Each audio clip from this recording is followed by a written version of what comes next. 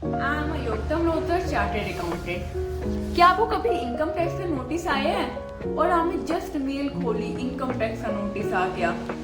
क्या आपको कभी आपके साथ ऐसा हुआ है? और वहीं लोग पैनिक कर जाते हैं और पूछते प्रोफेशनल से कि आपको टैक्स तो नहीं पेमेंट करना पड़ेगा, क्या हमको एक्स्ट्रा इनकम तो नहीं दिखानी पड़ेगी, क्या आपको पेनल्टी तो नहीं लगेगी? चलिए आज यही सब डिस्कस करते हैं और 3 मेजर पॉइंट डिस्कस करते हैं कि जो आपने इनकम टैक्स रिप्लाई बनाते वक्त आपको अवॉइड करनी है। Let's dive in.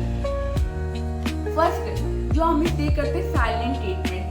जब भी इनकम टैक्स का नोटिस आए आपको रिप्लाई देना ही देना है, जो स्पेसिफिक डिटेल्स मांगे उसका रिप्लाई देना ही देना है। अगर आप इनकम टैक्स का रिप्लाई एक स्पेसिफिक डेडलाइन तक नहीं देते तो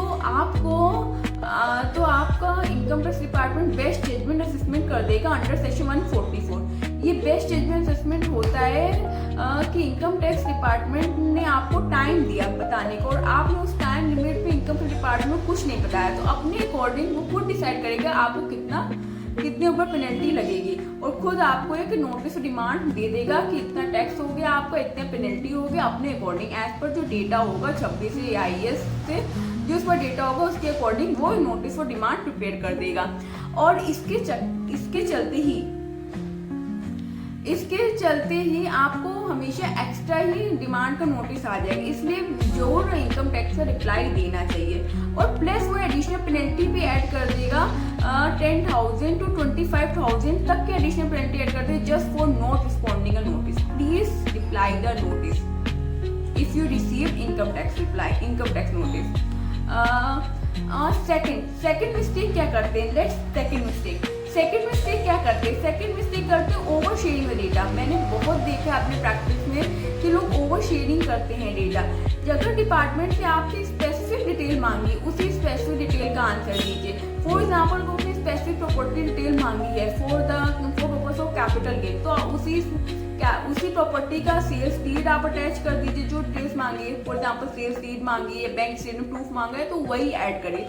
लोग क्या करते हैं पूरा लेजर दे देंगे, पूरा बैंक स्टेटमेंट दे देंगे 1 ईयर का। नहीं, आप उसी ईयर का, उसी डेट का बैंक स्टेटमेंट प्रूफ दीजिए अगर प्रूफ मांगा है तो, और स्पेसिफिक डिटेल उसी प्रॉपर्टी की दीजिए और कोई प्रॉपर्टी नहीं। अगर आप एक्स्ट्रा डिपार्टमेंट की इंफॉर्मेशन देंगे तो डिपार्टमेंट एक्स्ट्रा चांस हो जाएंगे कि नई चीजें, नए इश्यूज निकालने के लिए। स्टिक ऑन द पॉइंट हमेशा नहीं देना। उसके अलावा थर्ड पॉइंट में आते हैं। Third point is very important.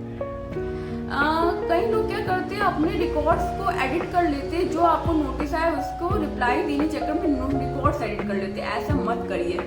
आपका ऑलरेडी डेटा पूरा AIS के रूप में इस डिपार्टमेंट के पास है। फॉर एग्जांपल आपका बैंक इंटरेस्ट हो गया, आपका capital gain profit, share market के प्रॉफिट्स हो गया, आपका टर्नओवर हो गया, आपके एक्सपेंसेस हो गए, सारी डिटेल डिपार्टमेंट पास है। आपके लग्जरी डिटेल्स भी डिपार्टमेंट पास है कि आपके पास कार है, आप होटल्स का पेमेंट करते हो, सब डिटेल डिपार्टमेंट पास है। अगर आपके डेटा मॉडिफाइड किया और डिपार्टमेंट उस डेटा को चेक किया अपने AIS अपने डेटा से, अगर उसको मिसमैच मिला तो डिपार्टमेंट या मिस रिपोर्टिंग इनकम का आपको नोटिस भेज सकता है। मिस रिपोर्टिंग इनकम ये होती है कि वहाँ पे डिपार्टमेंट 200% की वहाँ पे टैक्स अमाउंट की पेनल्टी लगा सकता है, उसके पास राइट है।